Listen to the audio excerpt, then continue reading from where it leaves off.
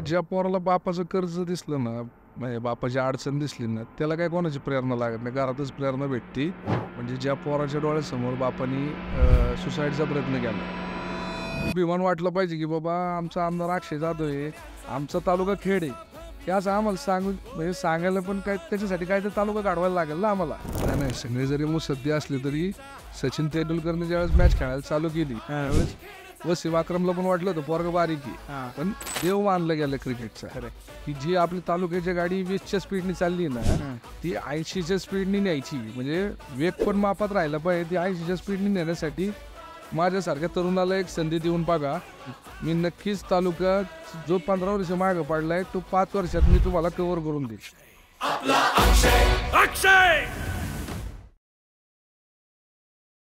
मित्रांनो, कर्तृत्ववान पुरुषांच्या स्टोरी ऐकल्या की आपल्यातलं पण कर्तृत्व जागं होतं आणि त्यासाठीच आमचा हा खटाटोप चाललेला असतो. अनेक यशस्वी लोकांच्या सक्सेस स्टोरी यशस्वी लोक समजावून घेतली की आपल्या आयुष्याला एक वेगळी प्रेरणा मिळते. त्यासाठी आम्ही हा पॉडकास्ट घेऊन आलेलो आहोत. नमस्कार मित्रांनो, मी आदित्य यादव आणि आज आपण बोलत आहोत श्री अक्षय जाधव सर यांच्यासोबत. सर हे पुणे जिल्हा शिवसेना संघटक आहेत आणि खेड आणि आळंदी विधानसभेचे भावी आमदार असणार आहेत. सर, तुमचं मी खूप आणि खूप स्वागत करतो आपल्या या आजच्या पॉडकास्टमध्ये. नमस्कार. कसं वाटतंय सर तुम्हाला इथे येऊन? एक वेगळाच अनुभव आहे जी. खूप छान वाटतंय हां, आणि काहीतरी म्हणजे आज भारी होणार आहे असं वाटतंय. नक्कीच नक्कीच नक्कीच. म्हणजे तुम्ही येणार ह्यानी आम्ही आणि आमचा सगळा क्रू खूप जास्त एक्सायटेड होतं. तुमच्याबद्दल आम्ही इतक्या गोष्टी ऐकलेल्या आहेत, तुमच्या जर्नीबद्दल आम्ही इतक्या गोष्टी ऐकलेल्या आहेत. आज तुमचे सक्सेस, आज तुमच्या अख्ख्या विधानसभेमध्ये कुठेही गेलं तरी फक्त आणि फक्त तुमचीच चर्चा चाललेली आहे की अरे अक्षयदादांचे बॅनर, अक्षयदादांचे हे गोष्टी, अक्षयदादांनी केलेली कामे. तर आम्हाला या सगळ्या गोष्टी आज सगळ्या समजून घ्यायच्यात आणि त्यासाठी एक भरपूर वेळ आम्हाला तुमच्यासोबत चर्चा करायची आहे. तर आम्हाला पहिल्यांदा अक्षयदादा कोण आहेत हे समजून घ्यायला फार आवडेल, की नक्की अक्षयदादा कोण आहेत, त्यांचं बालपण कसं गेलं, त्यांच्या आईवडिलांबद्दल थोडं ऐकून घ्यायला लागेल. तर आपण तिथून सुरुवात केली तर आवडेल का तुम्हाला? हा, आवडेल ना. हां, मला थोडंसं तुमच्या बालपणाबद्दल सांगाल? जसं एका मिडल क्लास कुटुंबाचं बालपण असतं तसंच माझं बालपण आहे. ओके. म्हणजे असं वाटतं मला. आणि जे सर्वांसोबत होत असतात लहानपणीच्या ज्या गोष्टी आहे, की बाबा शाळेत ॲडमिशन घ्यायला जायचं तर बाबा इंग्लिश मिडियम का मराठी मिडियम, तर परिस्थिती नाही तर मराठी मिडियमला जायचं. मराठी मिडियमला गेलं तर तिथं गेल्यानंतर सगळं दिसतं की बाबा आपल्यापेक्षा पण अजून बरेच मिडल क्लासमध्ये बरेच टाईपची पोरं आपली, नाही का, हे अशा पद्धतीचं सगळं. तर मराठी शाळेतनं माझं शिक्षण झालं. तुम्ही कुठले मूळचे? मूळ गाव माझं चाकणच. आणि आपले मूळ. वडील काय करत होते? माझे वडील लहानपणापासून एक छोट्या एक बँक होती सद्गुरू जंगली महाराज, ती आज रोजी नाही, ती ठाणे जनतामध्ये वर्गीकरण झाली. ओके. तर त्यावेळेस ते पिग्मी कलेक्शन असायचं. बरोबर. 10,000 रुपये आपले गोळा करायचे ते. ओके. त्याच्या टक्केवारी भेटेल त्याच्यावरती आमचं चालायचं उदरनिर्वाह. एवढं पण काय असं विशेष असं इन्कम नव्हता वडिलांचा. आणि आई घरी? आई हाऊस वाईफच राहिलं. थोडं त्यांच्याबद्दल अजून ऐकायला आवडेल, काय त्यांचं कसं होतं, काय म्हणणं होतं, तुमच्यावरती जे संस्कार झाले त्याच्याबद्दल थोडं. नाही, आमच्या आईबद्दल सांगायचं झालं तर इच्छाशक्तीच्या बाबतीत एकदम प्रबळ. म्हणजे तिला नेहमी वाटायचं की बाबा आज नाही उद्या एक दिवस बदलल आणि आपला मुलगाच दिवस बदलल आपला नक्कीच. अच्छा अच्छा अच्छा. आणि तेच तुमच्याकडे पण इच्छाशक्ती बरोबर. कारण मी तुमच्यासोबत माझ्या वडिलांना वाटायचं मी आहे ना जॉब करावा, एक सिंपल लाईफ जगावा, नाही का. कारण मराठी शाळेत शिकल्यामुळे माझं सराउंडिंग ज्या पद्धतीचं होतं त्यांना एक भीती वाटायची की बाबा मुलगा वेगळ्या ट्रॅकला जातो का. हा, म्हणजे सराउंडिंग बद्दल पण ऐकायचं. आमच्या भागामध्ये काही आहे ना, म्हणजे वादाचे प्रकार जास्त व्हायचे. तर वडिलांना वाटायचे की बाबा मुलगा या अशा संगतीत राहून व्यवसायात जाऊन काहीतरी बाबा वेगळा कुठं ना काहीतरी वाढवल डोक्याला. तर ते त्यांची तेवढी धाडसी, त्यांना वाटायचं की बाबा लय डेअरिंग करणारं पोरग आहे आपलं, काहीतरी गुतायचं कुठंतरी, काहीतरी व्हायचं. त्याच्यामुळे वाटायचं, म्हणून त्यांना वाटायचं की बाबा डिप्लोमा झाल्यानंतर की त्यांनी एक कंपनी पकडावी आणि जॉब करावा, बरोबर, एक नॉर्मल ॲव्हरेज लाईफ जगावा अशी वडिलांची इच्छा. तुम्ही होते का तसे? नाही ना, आपल्या मनातच नव्हतं ना तसं कधी काय. आपल्याला नेहमी आणि लहानपणापासून ना मोठी स्वप्न बघायची सवय ना. जेव्हा काय नव्हतं तेव्हा पण काय असं स्वप्न मोठीच होती. आणि जनसंपर्क पहिल्यापासून हा सगळं मित्र मित्र परिवार. आणि भावंड किती मग आपल्याला? एक लहान भाऊ आहे मला. Okay okay. त्यांचं तुमचं कसं रिलेशन आहे? आम्ही एकत्रच असतो दोघे. एकदम. आज दोघांचंही लग्न झाले. ओके. दोघंच एका विचाराने एका यानेच असतो आम्ही. शाळेचं नाव आपलं? जिल्हा परिषद शाळा चाकण, थोडक्यात हे नाव त्या शाळेचं. म्हणजे एकदम हार्डकोर तुम्ही आपण जे बघतो सगळं सक्सेस पूर्ण. शाळेतले काही किस्से आम्हाला ऐकायला आवडतील. काय होतं, व्यक्ती घडतो तो शाळेत घडतो, ते मित्र, ते शिक्षक, ते सगळं अनुभव, आणि त्यातून मग हे कुठेतरी काहीतरी गोष्टी खटकतात, कुठेतरी काहीतरी गोष्टी स्पार्क करून जातात, आवडतात, मनामध्ये राहतात, आणि त्यामुळे मग व्यक्तिमत्व बनवायला सुरुवात होते. मग ते थोडंसं आम्हाला ऐकायला आवडेल तुमच्याबद्दल. शाळेतला असा किस्सा नाही, पण एक घर आणि शाळा असा एक किस्सा आहे. लहानपणी वडिलांनी पण 1998ला आहे ना व्यवसायात उडी मारली होती. अच्छा. त्यावेळेस घरातनं मला शाळेत सोडवायला, म्हणजे मराठी स्कूलला सोडवायला 4 व्हीलर यायची नाही. काय अचानक एक वर्षात असं झालं की ती गाडीच दिसत नाही. एक लहान मुलाला वाटतं आपल्याकडे मागच्या वेळेस गाडी होती, तर आज गाडीच दिसत नाहीये, नाही का. बाकीच्यांच्या पण चर्चा. आणि जसं जसं मोठं होत गेलो तर काही कालांतराने कळलं की बाबा थोडंसं म्हणजे व्यवसाय वडील अडचण येते. त्यांनी कधी दाखवलं नाही, पण एक एज झाल्यानंतर कळलं की बाबा ज्यावेळेस फी भरायला, कॉलेजची फी भरायला पैसे नव्हते, त्यावेळेस कळायला लागलं की काहीतरी प्रॉब्लेम आहे. म्हणजे मग विचार करायला लागतो ना एखादा. 100%. मग तुम्ही फर्स्ट पहिले अर्निंग कधी केलं, की पहिली कमाई जी आपण म्हणतो, जी प्रत्येकाच्या लक्षात राहते की बाबा पहिली कमाई वडिलांचं आहे ना, काही कालानंतर ज्यावेळेस त्यांनी एक छोटी स्कीम केली ती 1998ला, त्यानंतर लॉस झाल्यानंतर त्यांनी त्याच्या 10-1 वर्षानंतर, साधारण 8-10 वर्षानंतर एक किराण्याचं जनरल स्टोअर्स टाकलं, म्हणजे ग्रोसरीचं. तर ते टाकलं, तर तेव्हा त्यांना त्यांची हेल्प करायचं, म्हणजे बऱ्यापैकी दुकान मीच चालवायचं. लहानच वय होतं. खूप लवकर व्यवसायाचा म्हणजे आपण जे म्हणतो दुनियादारीचं जग, त्याच्यामध्ये म्हणजे 12-13 वर्षातच सगळं कळायचं.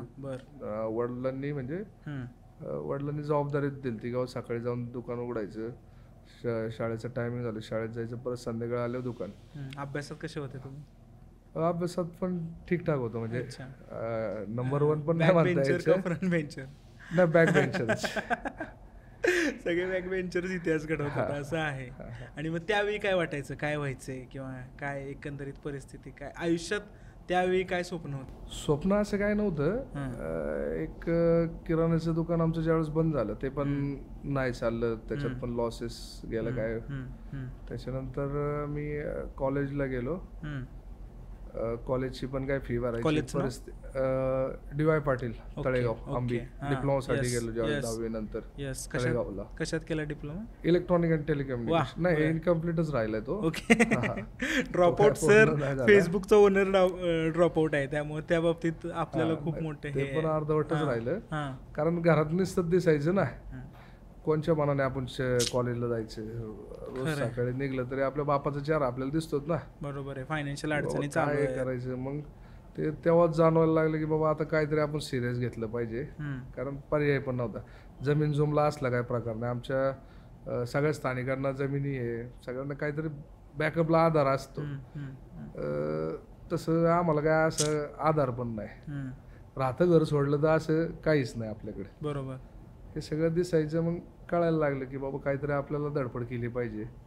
धडपड करायची तर काय करायचं, तर मग बाबा कॉलेजचा पूर्णविराम टाकला. वडिलांना सांगायचो जातोय कॉलेजला. आज बिचारे वडील नाही राहिले माझे.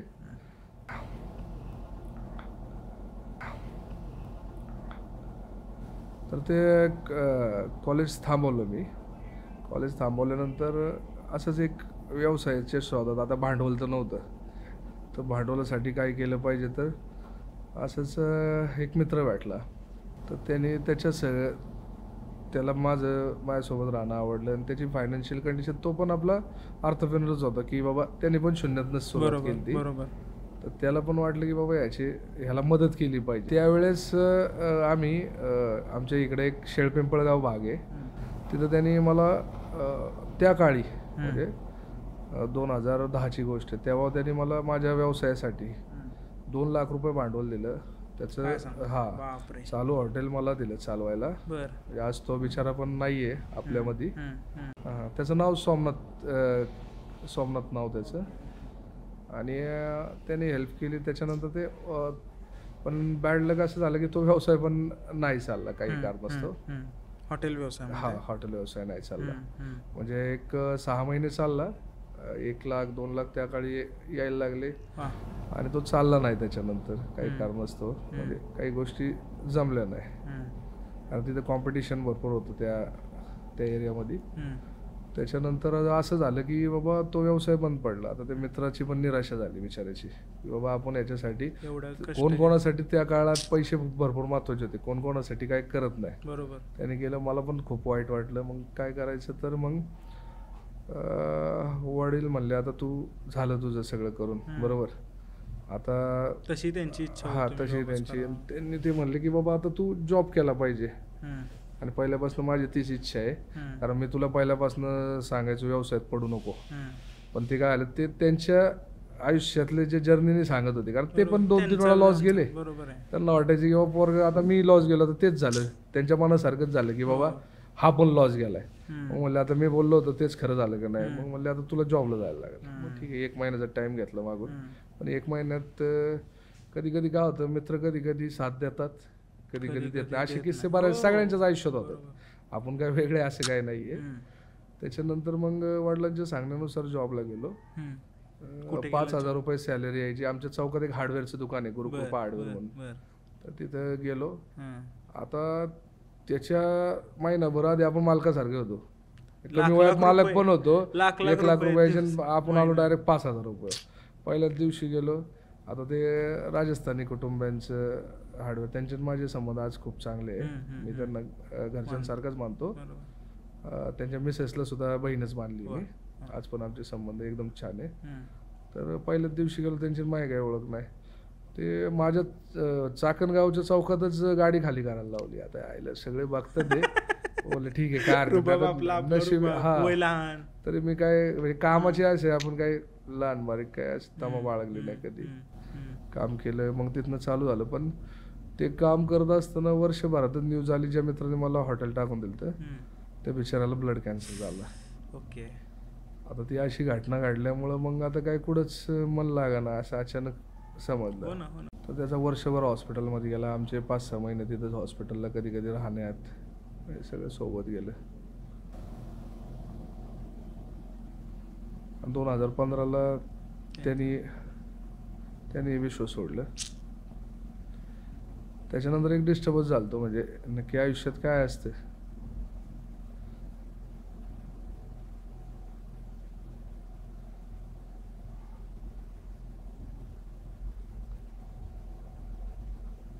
समजू शकतो.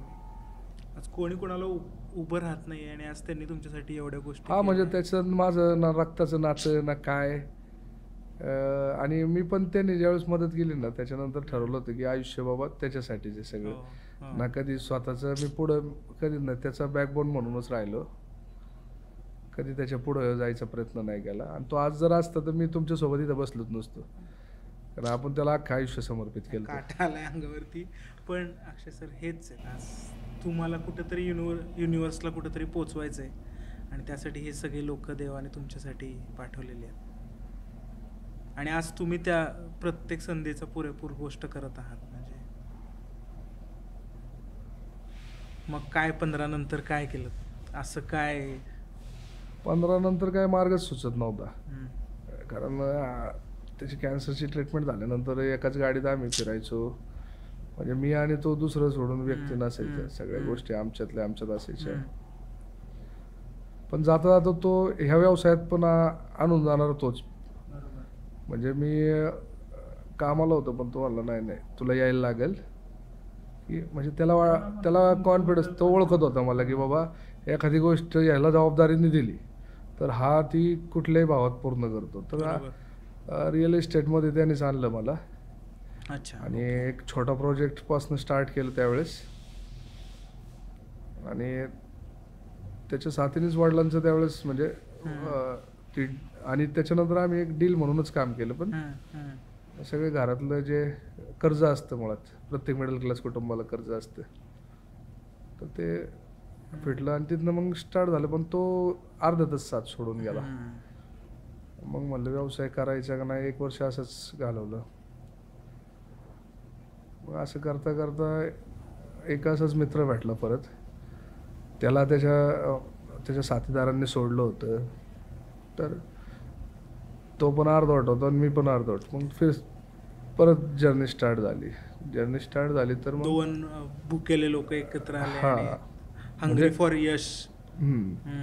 तर परत जर्नी स्टार्ट झाली. मग आम्ही दोघांनी सगळं व्यवस्थित केलं म्हणजे घर स्टेबल करणे आणि एम्प्लॉयमेंट देणे बऱ्याच लोकांना इथपर्यंत गोष्टी केल्या. पण नेमका कोविड काळ आला. परत एक घटना घडली. आमच्या वडिलांचं निधन झालं तेव्हा. तुम्ही मोठे ना? हा घरात मी मोठा. परत सगळी जबाबदारी, हा पहिल्यापासून संपूर्ण घराची जबाबदारी सर्व कुटुंबांची. आमच्या वडिलांना एक भाऊ आहे धाकटा. वडिलांना तसे 4 जण. मोठे चुलते पण कोविड काळातच एक्सपायर झाले. ओके. आणि जे लहान चुलते ते आहेत आता. आम्ही एकत्रच राहतो सगळे. अच्छा. ओके. त्यांना 2 मुले. आज खूप एकत्र कुटुंब नाहीच बघायला मिळाले. खूप रेअर झाले आज. असं आहे. तुमचं खूप कौतुक आहे की आज तुम्ही सगळे. आणि मग रिअल इस्टेटच्या व्यवसायामध्ये तुमचं पदार्पण झालं आणि तुम्ही जे आज अख्खं चाकण, खेड, आळंदी विधानसभा पूर्ण हलवून टाकलेली आहे. आज तुम्ही यशाच्या सर्वोच्च शिखर अजून खूप आहे. म्हणजे तुमच्याकडे बघून तुमच्याशी बोलून आम्हाला माहिती आहे की तुमचा आवाका खूप मोठा आहे. पण तुम्ही आज जे करताय ते खरंच प्रशंसनीय आहे. म्हणजे आज तुम्ही एवढा मोठा व्यवसाय करताय. आज एवढ्या लोकांना एम्प्लॉयमेंट देताय.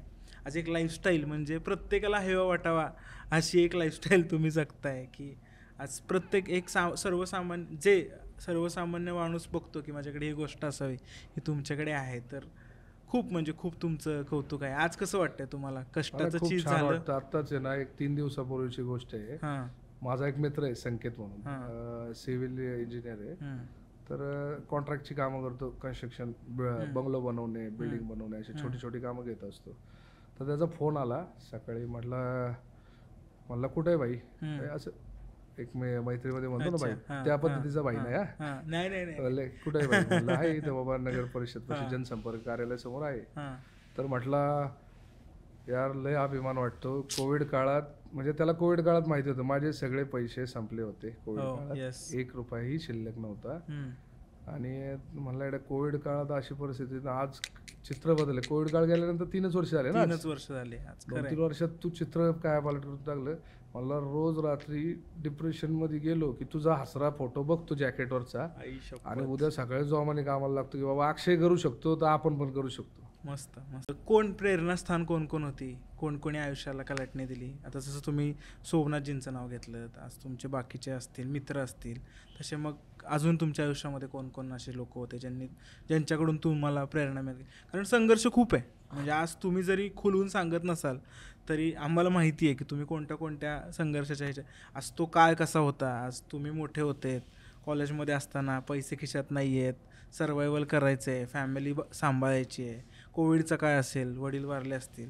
मग या संघर्षाच्या काळात कोण प्रेरणा देत होतं किंवा काय गोष्ट होती जी तुम्हाला मोटिवेट करत होती? किंवा स्वतःवरती इतका विश्वास होता का की माहीत होतं की नाही आपण काहीतरी करणारच आहे? ज्या पोराला बापाचं कर्ज दिसलं ना, म्हणजे बापाची अडचण दिसली ना, त्याला काय कोणाची प्रेरणा लागत नाही. घरातच प्रेरणा भेटते. आणि प्रेरणा असं नाही म्हणता यायचं की बाबा बाप अडचणीत असला की म्हणजे ज्या पोराच्या डोळ्यासमोर बापानी सुसाईडचा प्रयत्न केलाय त्या पोरासाठी कर नाही तर मरची अशी अवस्था आहे का नाही. माझ्या जागी कुणी असू, ज्याला बाप काढला तो त्या बापासाठी फार काही कुठल्याही थराला जाऊ शकतो. त्या दिवशीपासून एक युटर्नच पडला आयुष्यात की बाबा सिरियस घ्यायलाच लागणार आहे. आपलं ओझं आपल्यालाच व्हायला लागणार आहे, कोणी येणार नाही व्हायला. तेव्हापासून पळतोय, आजपर्यंत पळतोयच काय. जी. आणि तुम्ही व्यवसायात, आता आपण थोडंसं प्रश्न उत्तरांकडे येऊया. की तर व्यवसायात तुम्ही एवढे सक्सेसफुल असताना मग आता राजकीय तुम्ही जे हे घेऊन येत आहे, मग का तुम्हाला असं वाटतंय की बाबा मी आता राजकारणामध्ये, तुम्ही ऑलरेडी सक्रिय आहात, तुमचं एवढं सगळं नाव आहे, पण आता तुम्ही एक मोठी झेप घेतोय, आपण एक मोठी भूमिका आपण मांडतोय, आपल्याला आज आपण आता आमदारकी पदासाठी तयारी करत आहोत, तर असं का तुम्हाला वाटलं? अशा कोणत्या गोष्टी, कुठल्या गोष्टींवरती तुमचं असं मनात आलं की बाबा नाही, आता मला तयारी करणं चालू करणं, किंवा मला हे स्वप्न माझं आहे आणि मी यासाठी प्रयत्न करणारच आहे? आणि काय आलं, मी तयारी केली ती नगरपालिकेसाठी आमच्या इथल्या. हम्म. पण ती करत असताना हे ज्यावेळेस कधीच चाललंय आपलं? मी ही गोष्ट जी सांगतोय तुम्हाला, ही 2022च्या सुरुवातीची बरोबर. 22च्या सुरुवातीला स्टार्ट केलं. एक नगरसेवक म्हणून बाबा आपल्याला काम करायचे, आपल्या विशिष्ट अशा प्रभागासाठी काम करायचे. बरोबर. ते काम करत असताना सगळं समजायला लागलं. आणि त्याच दरम्यान महाराष्ट्रात एक मोठा भूकंप झाला, राजकीय भूकंप.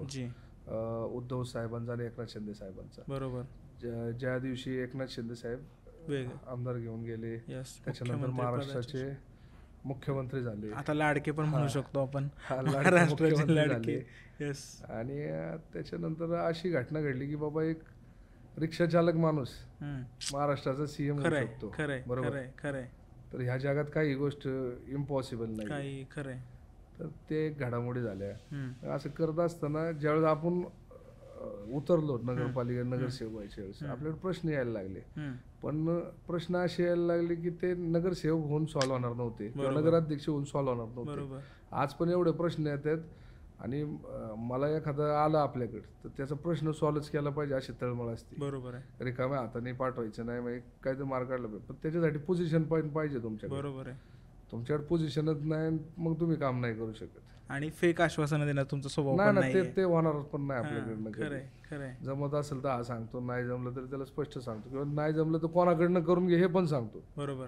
मग तो माझा माणूस असो, नाही तर दुसऱ्या कोणत्या पण गटाचा माणूस असो, मी पाठवतो. मी दुसऱ्याच्या माध्यमातून तिथं रेफरन्स देतो. पण ते काम होणं हे महत्वाचा विषय याच्यातलं सगळ्यात. बरोबर आहे. मग ह्या जनतेच्या तळमळीसाठी, लोकांचं काम करण्यासाठी आपण 100% एवढा हे मला काही ते आमदारकी घेऊन मिरवायची नाहीये, असला कुठलाही हेतू नाहीये. काय मी ऑलरेडी एक ब्रँडच आहे चांगला. म्हणजे मला जे जवळ ओळखतात त्यांना माहिती आहे की मी कोणत्या पदाच्या लेवलचं आहे, काय आहे, सगळ्यांना माहिती. आता प्रश्न हाच येतो, आता माझ्या सानिध्यात आलेला माणूस परत जात नाही. म्हणजे तो एकदा जोडला की जोडला, तो परत तुटणे नाही. बरोबर. एक मुलगा, प्रचंड संघर्ष केलेला, व्यवसाय करायची इच्छा, नोकरी, व्यवसाय आणि आज यशस्वी व्यावसायिक, ही एक तुमची बाजू आम्ही आता जाणून घेतली. पण आज आपण एका वेगळ्या विषयावरती बोलायला बसलेलो आहोत. तो विषय आहे राजकीय विषयावरती. आणि हे जाणून घेत असताना मग तुमचे भूतकाळातले राजकीय अनुभव जे आहेत त्याच्यामध्ये आम्हाला खूप जास्त हे आहे की तुमचं भूतकाळात राजकारणाशी पहिला संबंध कधी आला, बालपणी तुम्ही कोणत्या कोणत्या अशा राजकारणातल्या गोष्टी पाहिल्या ज्या तुमच्या मनामध्ये राहिल्या, घरामध्ये राजकारण पाहिलंत का, किंवा कोणत्या निवडणुकांचे तुमचे कोणते अनुभव होते, तर ह्या गोष्टी पण आम्हाला ऐकायला तितक्याच आवडते. लहानपणी हे राजकारणच असं काय कळत नसायचं, पण एक कोइन्सिडन्स घडला होता. एक 26-27 वर्षापूर्वीची गोष्ट आहे. 98-99च्या दरम्यानच. हा, 98-99च्या दरम्यान असेल. आमचे चुलते ग्रामपंचायत इलेक्शनला उभे होते. हा, आणि तरुण वयातच उभे राहिले होते. सख्खे चुलते? हा. मग काय घरात एकदम फुल वातावरण एकदम. 8 वर्षाच्या मुलाला ते काय एवढं काय कळण्यासारखं नसतं ते. त्यावेळेस आता तरी राजकारण खूप लहानपणापासून कळतंय, पण त्यावेळेस मीडिया नव्हता, काय नव्हतं, ते एवढं काय त्याचं वैशिष्ट्य नसत वाटत. कारण त्यावेळेस प्रचाराची पण पद्धत वेगळी होती. बरोबर.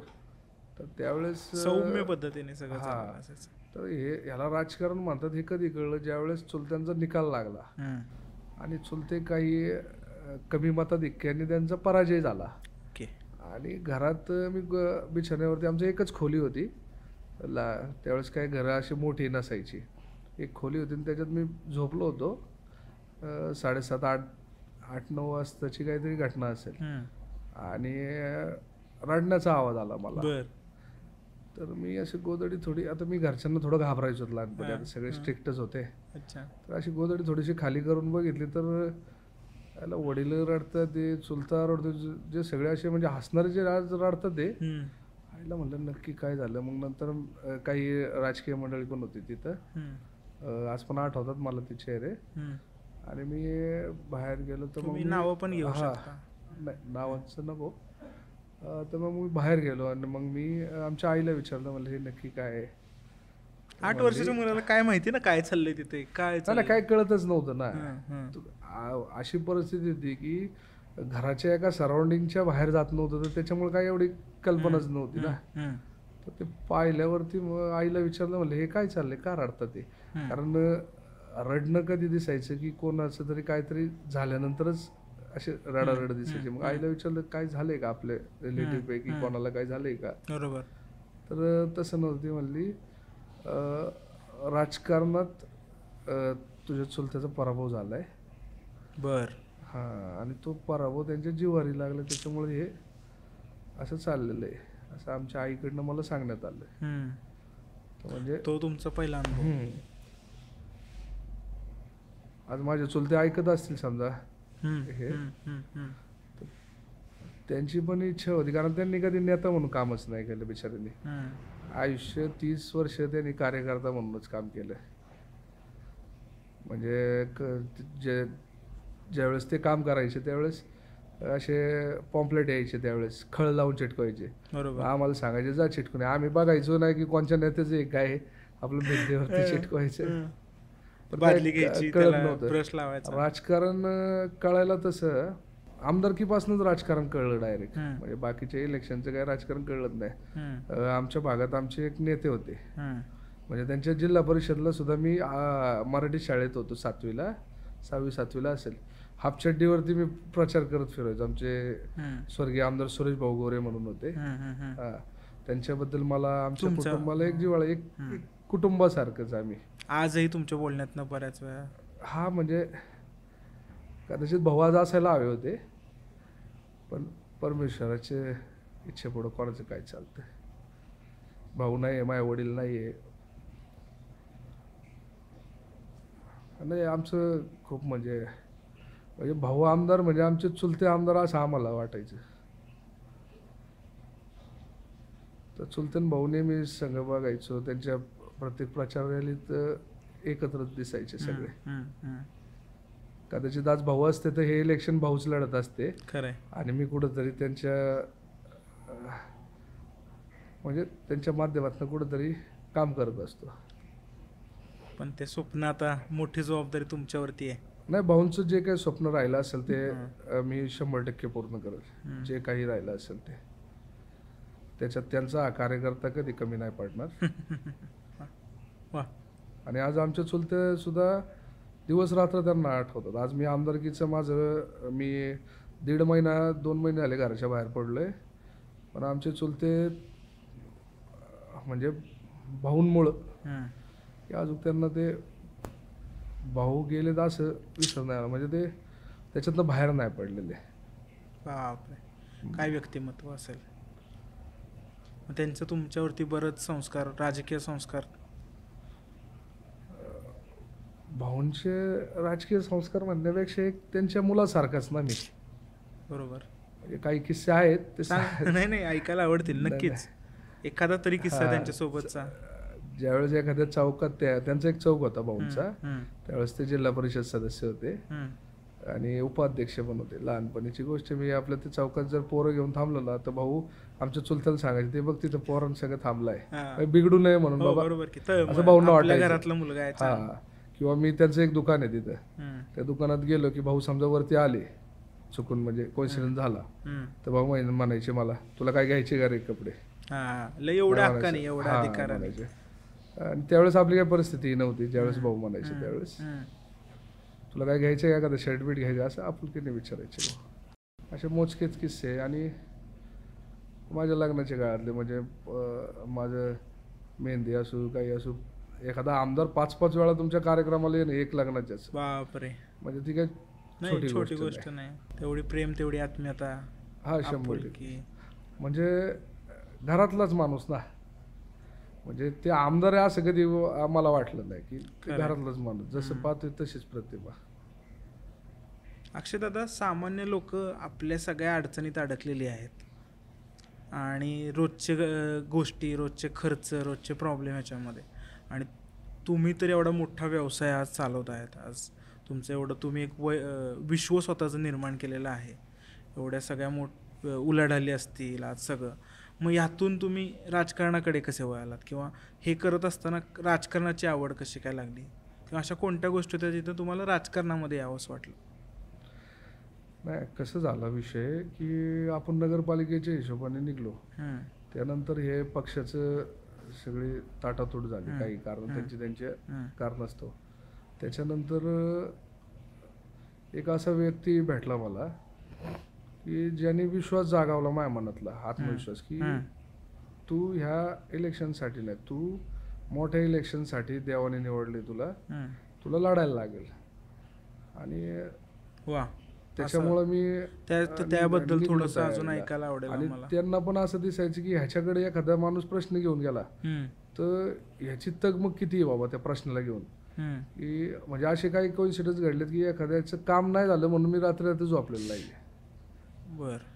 पण एक कळायला लागलं की जोपर्यंत तुमच्याकडे पद नसू शकतं तोपर्यंत तुम्ही काय नाही. हो ना, अधिकार पाहिजे तुमच्याकडे, ती ताकद पाहिजे. आणि प्रामाणिकपणे आपण लोकांना न्याय द्यायचा प्रयत्न करणार. कसं मॅनेज करता तो एवढा व्यवसाय? अँग्री यंग मॅन आहात तुम्ही तुमच्या व्यवसायातले, जे बच्चन जसे असतात तसे तुम्ही अगदी. आम्ही तुम्हाला व्यवसायाच्या ठिकाणी पण बघितलेलं आहे. प्रचंड गर्दी, एवढे सगळे लोक तुमच्या मागे, कंटिन्यू व्याप, आणि त्यातनं परत तुम्ही हे सगळं मॅनेज करताय. खरंच खूपच कौतुकास्पद आहे. मग तुम्ही कसं मॅनेज करताय? मॅनेज करण्यासारखं काय नाही ते.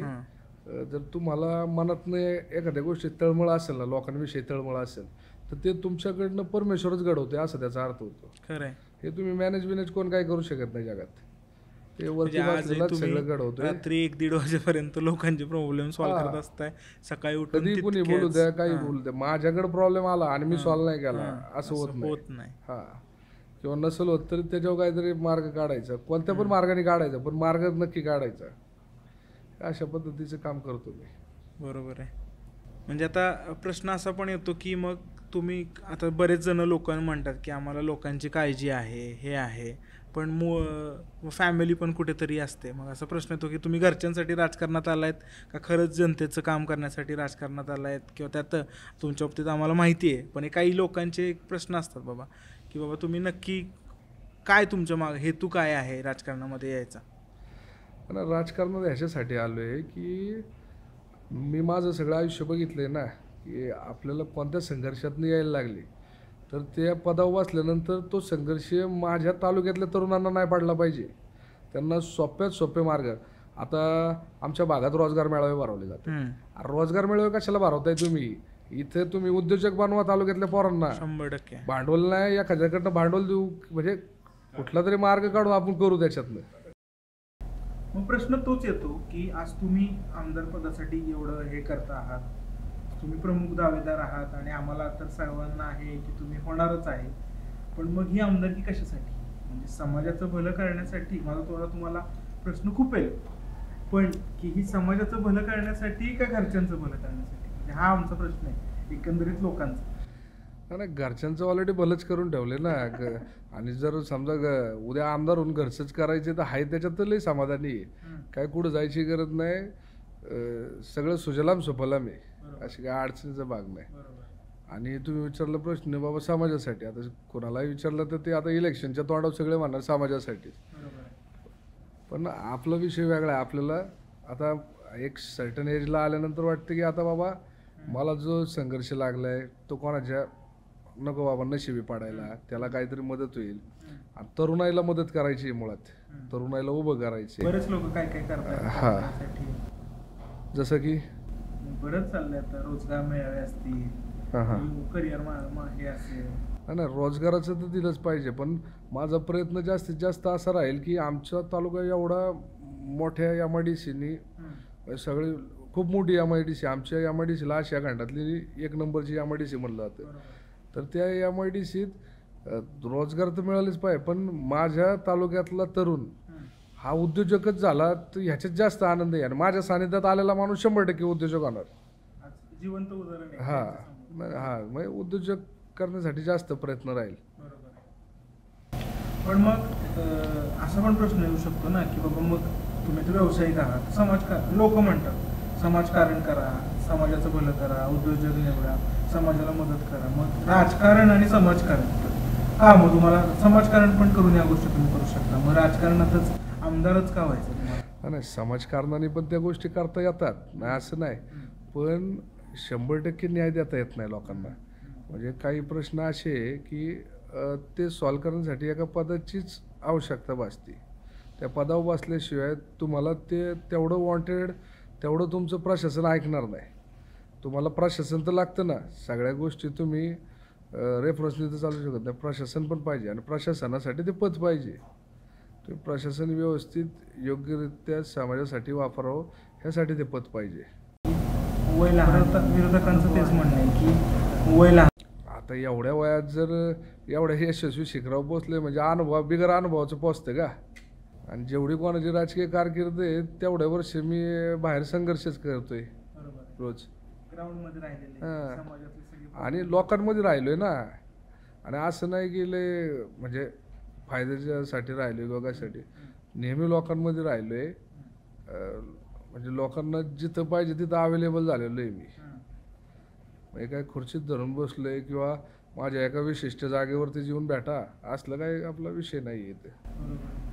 आणि सगळं समाज जवळून बघितलेला आहे, प्रश्न प्रत्येकाचे प्रश्न तुम्हाला माहिती आहेत, आज व्यावसायिक असतील, आज प्रत्येकाचे प्रश्न माहिती आहे म्हणजे काय होते, ते प्रश्न पहिले आपल्यालाच पडलेले आहेत ना, त्याच्यामुळे त्यांचे प्रश्न लगेच समजतात आपल्याला, आपल्याला पडलेले प्रश्न आहे ते. तेच आम्ही आता एवढं बघतोय, आता तुमच्याशी मी आज बरेच दिवस आपला संवाद चाललाय आणि ती एक तळमळ खूप जाणवते की बाबा सगळ्यांच्याच प्रती असेल, म्हणजे मित्रांच्या प्रती असेल, सर्वसामान्य लोकांच्या प्रती असेल, महिला असतील, जे पण ऑफिसमध्ये लोक भेटतात, तुम्ही आज एवढे लोकांना भेटताय, तुमचा एवढा जनसंपर्क आहे, एवढा मित्र, मला नाही वाटत की आपल्या इथे तुमच्या एवढा कोणाचा मित्रपरिवार आहे. तर मग ही तळमळ कुठून आली किंवा या तळमळीचं काय विषय? कारण तुमचे स्ट्रगल तुम्ही करून आज तुम्हाला एक कम्फर्टेबल लाईफ आहे, आज तुम्ही ते कंटिन्यू करू शकताय, पण तरी मग धडपड कशासाठी, काय नक्की या धडपडीच्या मागे? नाही, काय होतंय, जसं माझ्या आईबापाच्या चेहऱ्यावरती हसू आलं तसं तालुक्यातल्या प्रत्येक तरुणाच्या आईबापाच्या चेहऱ्यावर हसू यावं. आणि ते हसू तेव्हाच येतं ज्यावेळेस त्या आईबापाचं ते पोरगं यशाचं शिखर गाठतं, स्टॅबिलिटी आणतं, व्यवसायात यशस्वी होतं, या म्हणजे जॉबला चांगल्या ठिकाणी जॉबला लागतं. मग बाबा त्याचं हे स्वप्न साकार करण्याची जी त्याच्यासाठी माझी तळमळ आहे. म्हणजे मला आज काय वाटतं येड्या, मला जेवढा आनंद आहे ना तेवढाच आनंद तालुक्यातल्या तरुणाला भेटला पाहिजे. म्हणजे ज्या खुशीत मी आहे ती म्हणजे आपले एक इच्छा आहे किंवा आपलं सुख आहे ना ते सगळ्यांशी वाटून घ्यायचे आपल्याला.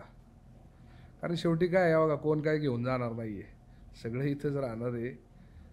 म्हणजे मी माझ्या आयुष्यात म्हणजे आज मी एवढ्या उंचीच्या शिखरावर आहे, पण ते पाहायला माझे वडील नाही आहे, बरोबर, ते पाहायला माझा मित्र नाही, हे नेहमी आठवतं मला की बाबा आज आहे, पण पाहिलं तर माणूस पाहिजे ना. आणि हे इलेक्शन अक्षय जाधवने नाही हातात घेतलेलं, हे तालुक्यातल्या तरुण पोरांनी, तालुक्यातल्या जनतेने इलेक्शन हातात घेतलंय.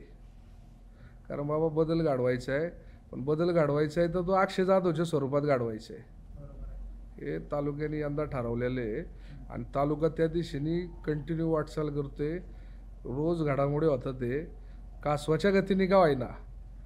परत आता आपण सर्व लोकांशी आज बोलतो, तुम्ही माझ्या माध्यमातून प्रत्येकाला सांगताय, आपण समाजातल्या प्रत्येक क्षेत्रातल्या लोकांशी बोलतोय आणि काही लोकांचं असं म्हणणं आहे की लोकांच्याकडे काही विजनच नाही, त्यांना फक्त आमदार व्हायचे आणि त्या पदाचा पूर्ण जे काही त्याच्या पदासोबत येणाऱ्या गोष्टी आहेत त्याचा त्यांना अनुभव घ्यायचा. विजनबद्दल सांगायचं झालं तर प्रत्येक भागाचा विशिष्ट प्रश्न पडला आहे, तो प्रश्न सोडवण्यासाठी तत्पर राहायचं. तो प्रश्न समजा आमचा चाकण भाग आहे, तर गेले कित्येक वर्ष आम्ही ट्रॅफिकशी संघर्ष करतोय, बाकीची दुसरी प्रगती बाजूलाच राहिली, पण हे ट्रॅफिक आमच्या पदरात असं पडलंय की ते जायलाच मार्ग काढत नाही आणि कुणाचं काही ध्यान नाही. आणि इलेक्शनच्या तोंडावरती आलं की थोड्याशा घडामोडी करायच्या आणि लोकांचं लक्ष वेधून घ्यायचं आणि परत जैसे ते परिस्थिती. हा झाला चाकण भागाचा विषय. आमच्या मावळ भागात रोजगारासाठी काहीतरी बाबा व्यवस्था केली पाहिजे, उद्योगाची, कारखानदारीची, काहीतरी वेगळ्या पद्धतीचा व्यवसाय आणला पाहिजे. आता MIDC आमची आहे मोठी, पण आमच्या मावळात पण एखादा प्रकल्प केला पाहिजे.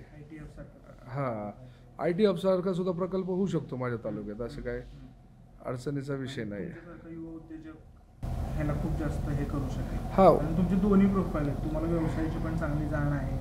आणि व्यावसायिक असल्यामुळं उद्योगधंदे आल्याशिवाय तर तालुक्याची विजनरी आणि विकास काय कम्प्लीट होणार नाही. नुसतं बाबा रस्ता केला आणि उद्या त्याच्यात उद्योगधंदेच नाही आले तर त्याच्याने थोडी प्रगती होणार आहे. आपल्याला उद्योगधंदेच आणावे लागणार आहे. आणि आज जेवढे आहेत त्याच्यापेक्षा जास्त प्रमाणात. आज जर तुम्हाला सांगतो आमच्या भागातलं जर ट्रॅफिकच आटोक्यात असतं तर आत्ता जेवढ्या कंपन्या आहेत त्याच्यापेक्षा दुपटीने कंपन्या असत्या. हां, आणि इथून पुढच्या काळात काही ठिकाणी काय होतं, उद्योगधंदे आले की आमच्या शेतकऱ्याची जमीन जाते. बाबा जमीन जाते त्याला भाव भेटत नाही. पण त्याला माझ्या काळात अशी परिस्थिती येणार की त्याची जमीन जर गेली तर त्याला योग्य तो भाव भेटणार. त्याच्या अन्याय नाही होणार. जमिनी पण जाणार, उद्योगधंदे पण येणार, पण अन्याय कोणावर नाही होणार. प्रत्येकाला समान म्हणजे न्याय भेटणार की बाबा त्याला पण वाटतं ना बाबा केवढे मोल भावात जमीन चालली किंवा काय, त्याचं पण आहे ना. शेवटी ज्याचं जाते त्यालाच कळते ना ते. उद्योगांबरोबर शेतकऱ्याची पण जपणूक केली पाहिजे, त्याच्या जमिनी पण राखल्या गेले पाहिजे, किंवा समजा गेली तर बाबा त्याला योग्य मोबदला भेटला पाहिजे, याच्यासाठी पण प्रयत्न करू. तरुण भटकवलं जातोय असं एकंदरीत वातावरण चाललंय, याबद्दल तुमचं काय म्हणणं आहे? 2024च्या जनरेशनमधलं तरुण कोणाच्या सांगण्यावरनं भडकणारच नाहीये. त्याला सगळी जाण आहे आणि तो पाहतोय, तो त्याच्या डोळ्यांनी पाहतोय. गेले कित्येक वर्ष झाले नक्की चाललंय काय तालुक्यात, काय होते. मला तर तो प्रश्नच नाही, कारण प्रत्येक तरुण आम्ही ज्याच्यासोबत चर्चा करतोय तो तुमच्याच बाजूला, म्हणजे त्याचा एकच. आता तरुणाचं दुःख तरुणालाच कळणार ना. तो त्याच्या घरात आईबापाला सांगणार की बाबा तू एक तरुण आहे ना बाबा निघलाय. म्हणजे एक तरुण स्वतःचं सगळं आयुष्य म्हणजे एक सुखाचं आयुष्य त्यागून जर निघलाय तर नक्कीच त्यांच्यासाठी निघला असेल ना.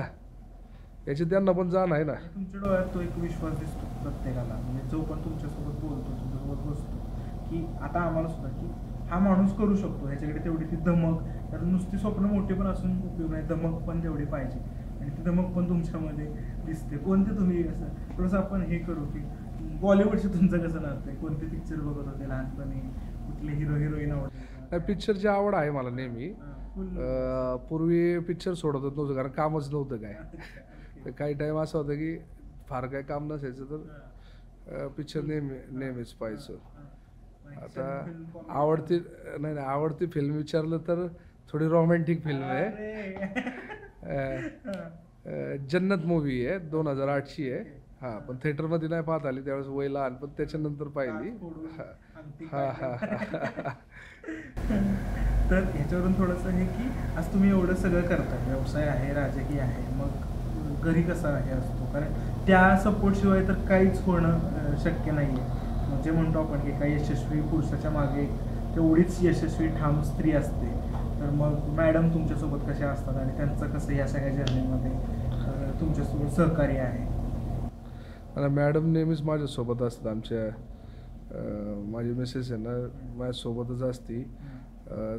तिच्यामुळंच मी एवढं फिरता येते, कारण तिची कुठल्याही गोष्टीत रोकाटोकी नसती. कित्येक दिवस घरी जाणं नाही होत, व्यवसायानिमित्त, राजकारणानिमित्त, तरी ती सांभाळून घेते सगळं. शिवाय माझ्या राजकीय समजा महिलांच्या काही ट्रिप असल्या तर ती स्वतः माझ्यासाठी, म्हणजे माझ्या राजकारणासाठी, समाजकारणासाठी ती स्वतः जाते त्या ट्रिपांमध्ये. त्या महिलांशी संवाद साधते, देवदर्शन घडून आणणं किंवा त्यांचे काय प्रश्न आहे त्या प्रश्नांवरती निवाडा करणं, या सगळ्या गोष्टी ती पण बारकाईने लक्ष देते. म्हणजे जेवढं बाबा आपल्या कुवतीप्रमाणे आहे तेवढं आम्ही नवरा बायको करण्याचा प्रयत्न करत असतो. आणि तिचा पण छान सपोर्ट आहे, काही विषय नाही. तुमच्याकडून एक जाणून घ्यायला आवडेल की थोडंसं आपण सिरियस टॉपिककडे, विकासाची तुमची डेफिनेशन काय आहे? की काय गोष्ट म्हणजे विकास? कारण आज प्रत्येकजण म्हणतोय आम्ही विकास केला, आमचा विकास हे ते. तर तुमच्या दृष्टीने विकास म्हणजे तुमची ना, माझ्या दृष्टीने तालुक्याचा विकास आहे ना जेवढा व्हायला पाहिजे तेवढा झालाच नाही. म्हणजे आज मी काही कोणत्या राजकीय स्वार्थासाठी बोलते असं काही नाही, किंवा मला ते आमदारकी पाहिजे म्हणून बाबा मी म्हणायचं नावाला की बाबा जेवढा पाहिजे तेवढा विकास झाला नाही, असलं काय नाही. मला दिसते, मी एक व्यावसायिक आहे, एक व्यावसायिक म्हणून सांगतोय, आज एक राजकीय कॅन्डिडेट म्हणून आता ह्या प्रश्नाचं उत्तर देत नाही तुमच्या, की बाबा विकास झालाच नाही. आमच्या तालुक्यात सगळ्या गोष्टी असताना आज आमचा तालुका म्हणजे मला असं वाटतं 15 वर्ष मागं आहे तालुका काय तो जेणेकरून एक चांगला व्यक्ती असता त्या प्रक्रियेत तर त्यांनी नक्कीच तो तालुका तेवढ्या गतीने पुढे नेला असता. पण काही कारणं झाली असतील त्याच्यावर त्या सगळे ज्येष्ठ बोलण्या इतपत आपलं योग्य तर नाही बोलणं योग्य राहणार नाही. थोडक्यात सांगायचं तात्पर्य असं की मी ज्या दिवशी बसेल त्या दिवशी विकास म्हणण्यापेक्षा इथला माझा तालुका 5 वर्षात मी 15 वर्ष एवढं काम त्याची भर काढून देईल तालुक्याला आणि हे मी माझ्या कामाने दाखवलं. तर आता प्रत्येक मोठी कुठली तरी गोष्ट करताना एक खंबीर पाठिंबा असतो. जसं आता राजकारण आलं की खुर्च्या आल्या, पक्ष आले, मग पक्षप्रमुख आले, मग त्यांचं आपले कार्यकर्ते आले पक्षाचे. मग आपण काय विचार करतो या बाबतीत? आपण कोणत्या पक्षासोबत निवडणूक लढवणार आहोत, कोणासोबत आपण जाणार आहे आणि कोणासोबत आपण इलेक्शन लढवणार आहोत? नाही आत्ता आम्ही शिवसेनेतच आहोत बरोबर. शिवसेनेचं मी सध्या परिस्थितीत जिल्हा संघटक म्हणून काम पाहतोय बरोबर. आणि पहिलं चाकण शहराचा पण शहर प्रमुख म्हणून काम पाहिलेलं आहे मी. काही वर्षापूर्वी मी चाकण शहर प्रमुख म्हणून पण काम पाहिले. आज पुणे जिल्ह्याचा जिल्हा संघटक म्हणून काम करतोय. आणि राजकीय पक्ष म्हणजे आमचे बाळासाहेबांच्या विचारांनी जी शिवसेना तयार झाली आणि आज आमचे माननीय मुख्यमंत्री एकनाथ शिंदे साहेब म्हणजे आमचे विठ्ठल यांच्या चेहऱ्याकडे बघून आम्ही शिवसेनेतच आणि आम्ही पण त्यांच्याकडं चिन्हाची मागणी करतोय बाबा तिकिटाची की बाबा हे इथली जागा आपली आहे आणि आपण ही जागा जर आपल्याला भेटली तर ह्या तालुक्याचा जो एवढ्या वर्ष पडलेला प्रलंबित सगळ्या गोष्टी आहे त्या आपण आपल्या पक्षाच्या आणि या पदाच्या माध्यमातून आपण पुढे नेऊ शकतो. त्यांच्या आवडणाऱ्या 3 गोष्टी आम्हाला ऐकायला आवडतात. त्यांच्या आवडणाऱ्या 3 गोष्टी म्हणजे त्यातली पहिली गोष्ट तो माणूस दिवस रात्र जनतेसाठी कार्यरत राहतो. म्हणजे जेव्हा पाहिला आम्ही तेव्हा तो जनतेसाठीच असतोय. दुसरी गोष्ट म्हणजे एक पक्षप्रमुख असं वाटत नाही आम्हाला. आम्हाला आमच्या कुटुंबातला मायबाप आहे अशा पद्धतीची वागणूक देणारा नेता. आणि तिसरा विषय म्हणजे एक उदाहरण सांगायचं झालं की स्वतःच्या मुलाला केंद्रीय मंत्रिपद देऊ शकले असते ते.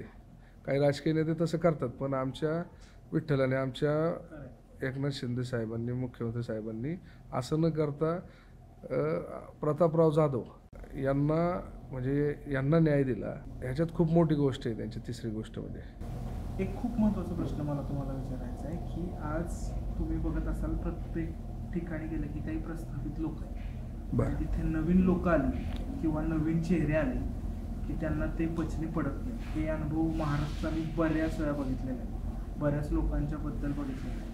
मग आपल्या इथे प्रस्थापित जे लोक आहेत ते तुमचा नवीन चेहरा ॲक्सेप्ट करतील, त्यांना हे सगळं पचनी पडेल? प्रस्थापितांचं म्हणण्यापेक्षा प्रस्थापितांकडनं मला अशी काही ट्रीटमेंट नाही आहे अद्याप तरी. आणि प्रस्थापितांचा मूळ पुरुषसुद्धा माझ्यासारखी त्यांनी जर्नी स्टार्ट केली असेल म्हणून त्यांनी त्यांच्या मूळ पुरुषाकडे पाहावं. आणि बाबा आज आपल्या म्हणजे जे पिढीतला जो होता ज्यांनी जर्नी स्टार्ट केली ती राजकीय तसाच हा एक अक्षय आहे. त्याची पण जर्नी बाबा स्टार्ट होईल.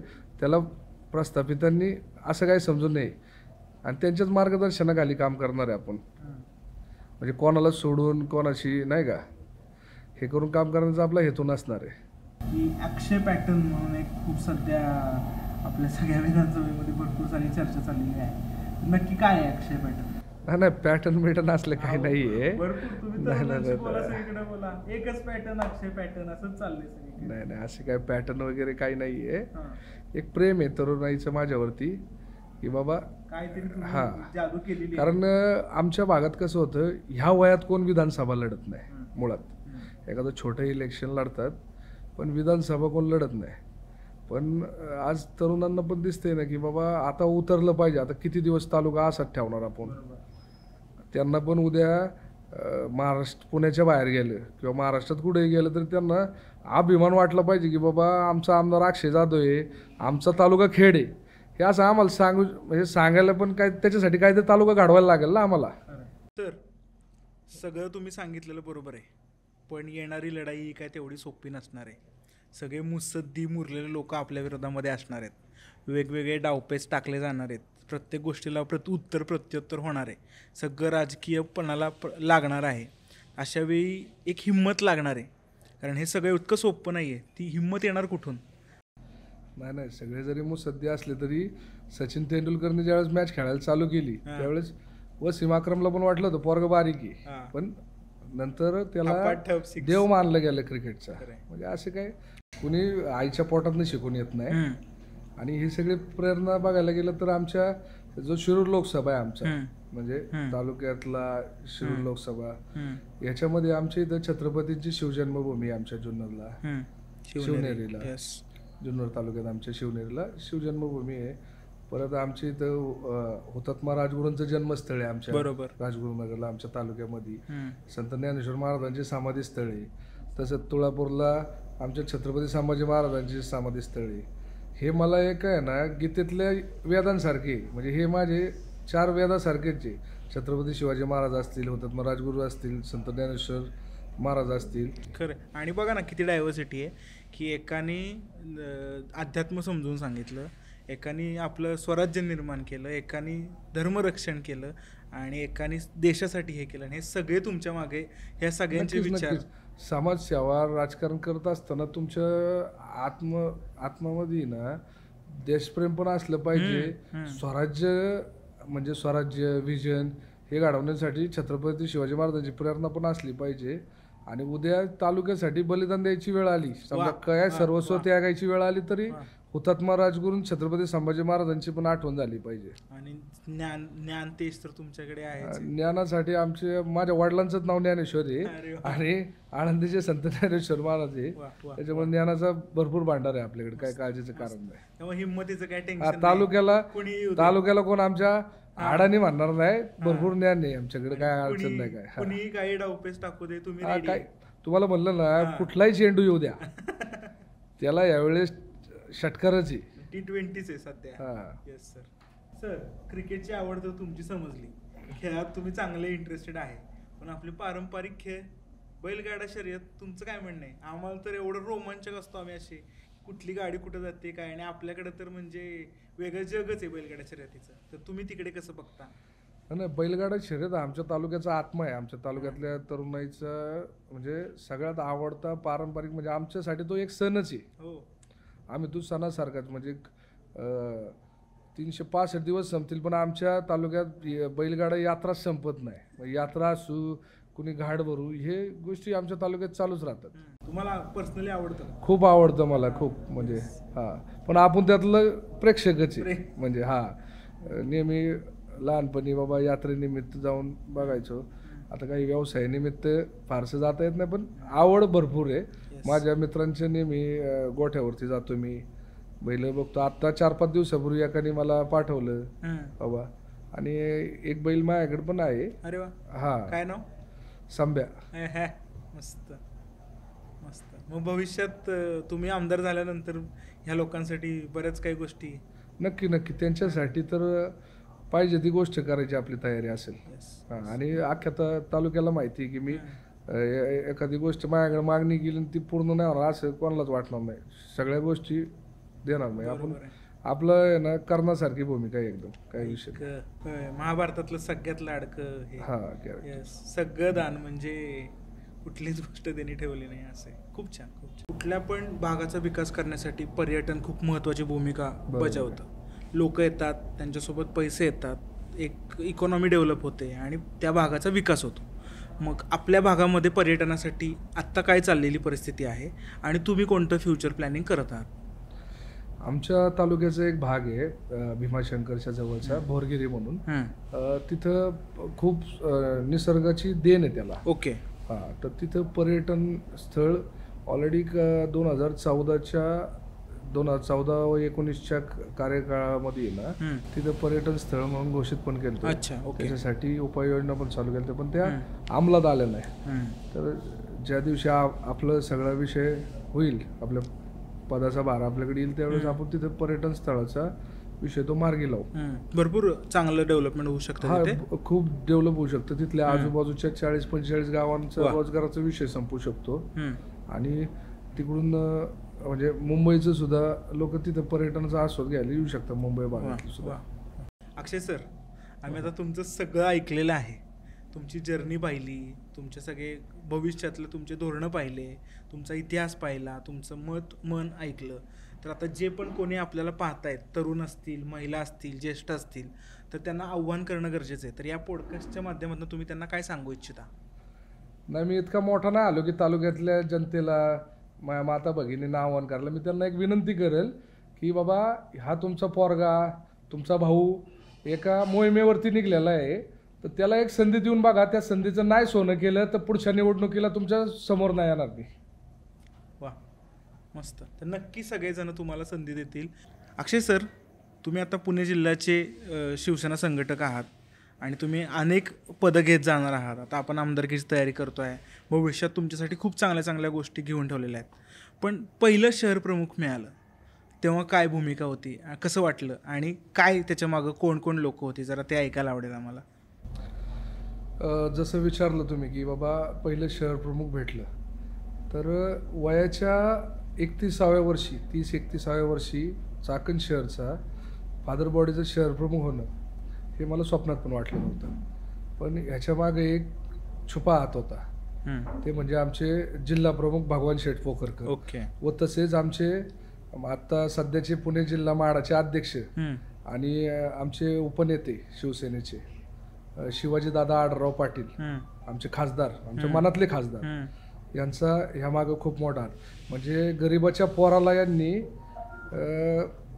गर्दीतनं उचलून स्टेजवरच्या खुर्चीवर आणायचं काम ह्या दोन्ही माझ्या नेत्यांनी केलं. मी आयुष्यभर त्यांचा ऋणी राहील. आणि शहर प्रमुख पद देण्यामागं पण तेच होते. माझ्या राजकीय जर्नीचे सगळ्या प्रकारचे मार्गदर्शक, सल्लागार, आणि आज पण ते आहेत. आज पण त्यांचा माझ्यावरती पोटच्या पोरा एवढा जीव आहे आणि आज पण ते मला नेहमी वेळोवेळी सल्ला देतात आणि त्यांचे खूप ऋण आहे माझ्यावरती. माझ्यासारख्या कार्यकर्त्याकडनं जेव्हा जेव्हा ते शक्य होईल तेव्हा तेव्हा मी त्याची परतफेड करण्याचा प्रयत्न करील. म्हणजे ह्या दोघां व्यक्तींमुळं आज अक्षय जाधव तुम्हाला इथं दिसतोय. नाही तर अक्षय जाधव हा समाजकार्यात होता, पण पक्ष संघटनेत आणून त्या समाजकार्याला जास्त गती देणारे हे दोन नेते. आता तुम्ही म्हणसाल वारंवार नाव घेताय, पण त्यांच्यामुळेच आज अक्षय. आणि तुमचं बोलताना पण त्यांची चर्चा असते, नाव असते. नाही खूप. आणि दादांच्या मुलाचं नाव शिवाजी दादांच्या मुलाचं नाव अक्षय आणि माझं पण नाव अक्षय. त्याच्यामुळं माझा त्यांच्याकडे पाहण्याचा एक दृष्टिकोन वडील म्हणूनच आहे. आणि राहिला विषय आमचे जिल्हा प्रमुख भगवान शेठ पोखरकर, तर एक आपले लाडके मुख्यमंत्री एकनाथ शिंदे साहेबांसाठी जसे आनंदीगे साहेब होते, बरोबर, तसे माझ्यासाठी आमचे जिल्हा प्रमुख भगवान शेठ पोखरकर ह्या आनंदीगेंच्या जागी आहेत आणि नेहमी राहतील, सदैव राहतील. आणि मी त्यांना लाडाने दाजी म्हणतो. अच्छा, हां, येस. आणि तुमच्या इमोशनल बाजूबद्दल आम्ही बरंच काही ऐकलेलं आहे. तुम्ही फार लवकर इमोशनल होता. तुम्ही म्हणजे कार्यकर्त्यांच्या गोष्टींवरती, ह्याच्यावरती तुम्ही फार भावूक होता. तर ते काही किस्से आम्हाला ऐकायला आवडते, कारण तुमची कणखर बाजू, स्ट्रॉंग बाजू, डॅशिंग बाजू तर सगळे बघतातच आहेत, सगळ्यांना माहितीच आहे. तुमची एक आपला अक्षय सगळ्यांना माहिती आहे की कोण आहे, पण जी इमोशनल बाजू आहे, जी फक्त तुम्हाला तुमच्या लोकांच्यात येते, ती पण मला कॅमेरासमोर यायला आवडेल की त्याच्याबद्दल एखादा किस्सा ऐकायला आवडेल. आणि नेहमीच काय झालं, वडिलांची गरिबी असल्यामुळं नेहमी असं भावनिकता, इमोशनल स्वभाव राहिलाच माझा. आणि एखादा इमोशनल किस्सा म्हणजे आज आता मी आमदारकीच्या प्रवासात जसं निघलोय, तसं मला खूप लोक भेटतात. माझ्या वडिलांचे खूप मित्र भेटतात आणि ते ज्यावेळेस म्हणतात की बाबा आज तुझे वडील पाहिजे होते, कारण माणूस खायच्या टायमात जाणं चांगली गोष्ट नाही आहे. आज तुम्ही किती पण सक्सेस व्हा, पण तुमचा बाप ती जर्नी पाहायला नसेल तर त्याला तुमच्या सक्सेसला एवढा अर्थ नाही आहे. तुमच्या डोळ्यातले अश्रू बरंच काही बोलून जात आहेत. म्हणजे आज तुम्ही त्यांना खूप मिस करताय, आम्ही समजू शकतो. आणि ते सगळं वरून तुमचं पाहतायत. तेच नाही, तुम्ही जेवढी नावं घेतली ज्यांनी तुम्हाला या कठीण जर्नीमध्ये, त्या संघर्षाच्या काळामध्ये सपोर्ट केला, ते सगळे लोक आज गर्वाने तुमच्याकडे बघतायत, तुमचं वैभव पाहतायत, तुमचं यश पाहतायत, ही आज हिंमत पाहतायत.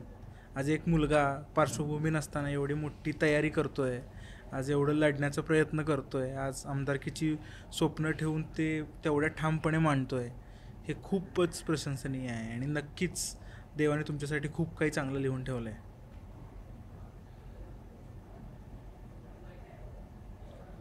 कॉफी विथ करण नाही आहे, पण कॉफी विथ आदित्यमध्ये थोडंसं लाईट मूड करण्यासाठी आम्हाला असे मस्त दोस्तीतले किस्से सांगा ना. बाईकवरनं फिरणे, पिक्चर बघायला जाणे, फुल राडा, मजा मस्ती. माझ्या दोस्तीचे किस्से असे आहे की हां. आमच्या तालुक्यातला एक मित्र आहे, त्याचा स्वतःचा पेट्रोल पंप आहे फार पूर्वीपासनं. तर काय व्हायचं, पैसे अभावी ना हां. गाडी बंद पडायची रोडला. कोणाला विश्वास पटेल का बरं का? की अक्षय सरांची गाडी पैसे अभावी बंद हा पडायची? बंद पडायची गाडी. ते शिवाय अक्षय जाधवची नाही, अक्षय जाधव गाडीत नव्हती. अच्छा. दुसऱ्या मित्राची गाडी घेऊन जायचो आणि रात्री पेट्रोल संपल्यावर त्या पंपाचा म्हणजे जो ओनर आहे तो हां. मित्र आमचा, तो त्यावेळेस फॉर्च्युनर मध्ये ना पेट्रोल घेऊन यायचा. अरे बा. लय बडबड करायचा पेट्रोल संपल्यावर. हां. आणि म्हणजे हा. मित्राच्या गाडीत पेट्रोल टाकायला नाही ना, फॉर्च्युनर त्या मित्राची गाडी मी न्यायचो वापरायला. हा तुमच्या मित्राची हा, गाडी, हा, मित्राची फॉर्च्युनर गाडी, मधनं हा. पेट्रोलचा मालक तुमच्यासाठी. आमचा एक बेकरीवाला मित्र आहे, हा. त्याचे बेकरी व्यवसाय आहे की फार पूर्वीपासून 40-50 वर्षाचा बेकरी व्यवसाय आहे ते. तर त्याची गाडी घेऊन जायचो. तो बिचारा मला गाडी द्यायचा, वेळेला समजा जायला 100-200 रुपये द्यायचे. म्हणजे त्याचे म्हणजे माझ्या कॉलेज लाईफ पासून तो मला पैसे देणं.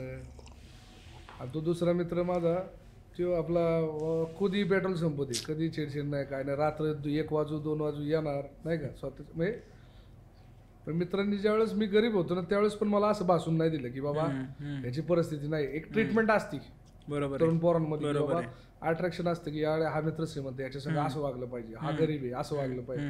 तसं माझ्या एकाही मित्रांनी मला म्हणजे जेव्हा माझी परिस्थिती नव्हती ना तेव्हा पण त्यांची ऐपत असताना मला राजासारखी वागणूक दिली. वा. म्हणजे नेहमी मला उच्च स्थानी सगळ्या मित्रांनी पकडले. माझे जेवढे मित्र आहे ना तालुक्यातले, जेवढा मित्र परिवार आहे सगळ्यांनी मला मित्रांनो, रिस्पेक्ट दिली. 5-5.5 हजार पेक्षा जास्त मित्रपरिवार असणारा माणूस आहे. म्हणजे जिथं 10 लोकांना आपण फेसबुक इंस्टाग्रामच्या बाहेर ओळखत नाही, तिथे आज 5-5.5 हजार लोकांचा मित्रपरिवार अक्षय सरांचा आहे. हे मला प्रामुख्याने इथे उल्लेख करायचा आहे.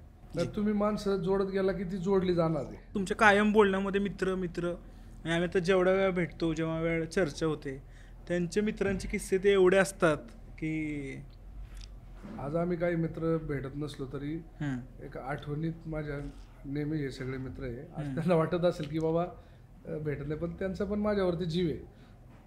ज्यावेळी आणि ते अजून हाक एक- देतील. अजून एक मला किस्सा इथं आवर्जून सांगूशी वाटतो. ज्यावेळेस मोबाईल नसायचे आपल्याकडे, बरोबर. आणि त्यावेळेस मोबाईलची व्यवसायासाठी गरज असायची.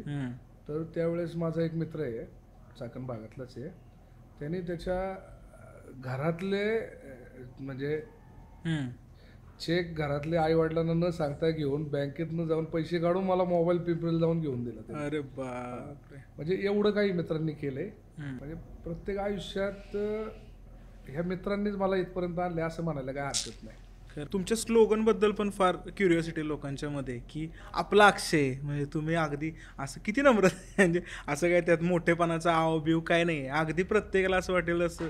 तर ते काय आयडिया आहे त्याची? सगळ्या भागाला तालुक्याला सगळ्यांना वाटतं आपलाच आहे, हं. त्याच्यामुळे आपला अक्षय ते सूट होऊन गेलं. छान वाटतंय ते हा. प्रत्येकाला रिलेट म्हणजे करत. सगळ्या जनरेशनची मॅच होणारा आपला अक्षय. म्हणजे वडीलधारे असले त्यांच्या नातवासारखं आहे, अजून ज्येष्ठ असले त्यांच्या पोरासारखं आहे, आणि तरुणाईच्या भावासारखं आहे. मस्त. त्याच्यामुळे ती काय आपला अक्षय फेमस आहे आमच्या भागात. येस.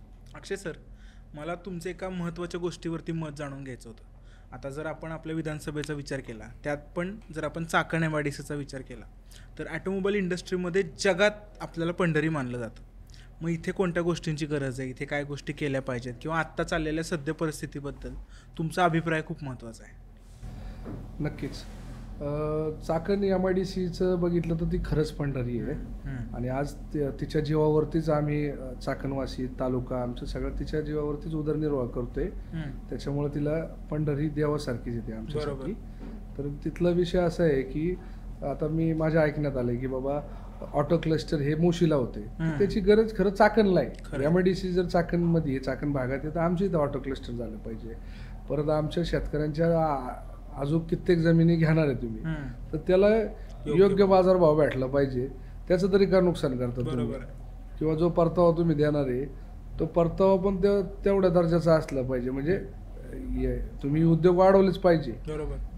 प्रगती ही झालीच पाहिजे, पण शेतकऱ्याला सांभाळून घेऊनच झाली पाहिजे. आणि अद्ययावत आत्ता जे आहेत तांत्रिक गोष्टी आहेत त्या सगळ्या आपल्याकडे आल्या पाहिजेत.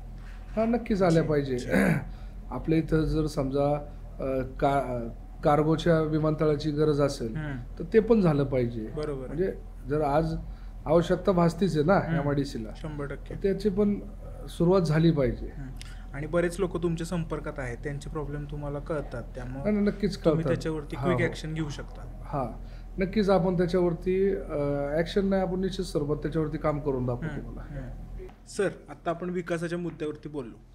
कोणत्याही ठिकाणाचा जर विकास करायचा असेल तर तिथे वाहतूक आली पाहिजे, म्हणजे रस्ते चांगले पाहिजे, तरच गोष्टी येतील, जातील, व्यवसाय वाढेल. आणि आज आपण ज्या विधानसभेचा बद्दल चर्चा करतोय तिथे औद्योगिक खूप जास्त आहे, तिथे औद्योगिक गरजा खूप आहेत. अशा वेळी तेवढे सक्षम रोड तिथे आहेत का, आणि नसतील तर आपल्याला काय त्याच्यावरती उपाययोजना करावी लागेल? अरे वा, वारंवार तुमच्याकडनं वाहतूक कोंडी होते, म्हणजे तुम्ही पण त्या चाकांच्या वाहतूकमध्ये सापडलेले दिसताय. आज शहर में गड्ढा नहीं है, गड्ढे में शहर है. प्रशासन को सारे गड्ढे का हिसाब देना होगा. जी. तो प्रश्न चांगला प्रश्न आहे. तो प्रश्न असा आहे की NH 548 आमचा जो चाकण, शिक्रापूर, तळेगाव जो राष्ट्रीय महामार्ग आहे त्याला आत्ता नुकतंच निधी घोषित झाला आहे आणि 55 किलोमीटरचा तो महामार्ग आहे. पण त्याला आमचा भाग आहे ना मृत्यू महामार्ग मानला जातो, कारण ट्रॅफिकमुळे ॲम्ब्युलन्स वेळेवर पोचत नाही, तिकडे गेल्यानंतर एखाद्याची हॉस्पिटलला जाता येता डेथ होती. असे बरेच लोकांच्या कुटुंबांचं नुकसान झालेलं आहे. म्हणजे माणसाची हानी झालेली आहे एक प्रकारची. तर नक्कीच तो प्रश्न सोडवण्यात मी जास्त अग्रेसर राहील. उद्या कुणी येऊ द्या, पण तो प्रश्न माझ्या दृष्टीने नक्कीच मिटला पाहिजे अशी अपेक्षा बाळगतो. अक्षय सर, आम्हाला एक राजकीय कार्यक्रम, राजकीय इंटरव्ह्यू फार आवडतात आणि त्यात एक खूप हृदयाला स्पर्श करणारा एक सेक्शन असतो. तुम्ही अशा एका व्यक्तीला फोन करू शकता ज्याच्यासोबत तुमचं काहीतरी बोलणं राहिलं आहे किंवा तुम्हाला त्यांच्यासोबत काही डिस्कशन करायचं. तर आज आपण एक तो प्रयत्न करतो आहे. तर तुम्ही कुणाला फोन कराल? फक्त अट अशी आहे की तुम्ही एकाच व्यक्तीला फोन करू शकता, त्याच्यापेक्षा जास्त लोकांना तुम्ही फोन नाही करू शकत. कोणासोबत तुम्हाला बोलायचं आहे? तर हा राजकीय आणि सामाजिक ब्रॉडकास्ट असल्यामुळं मी स्वर्गीय आमदार सुरेश भाऊ गोरे यांना कॉल करू इच्छितो. वा, नक्कीच, प्लीज.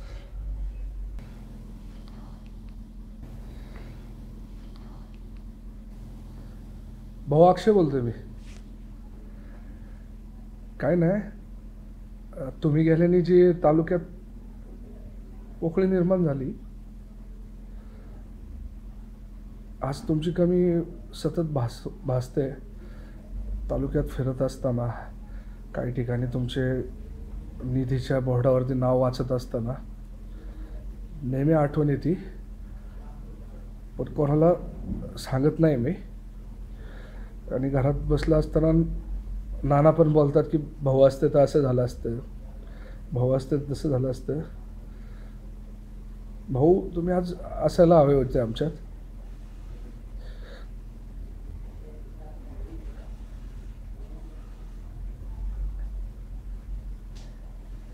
भाऊ, परत या.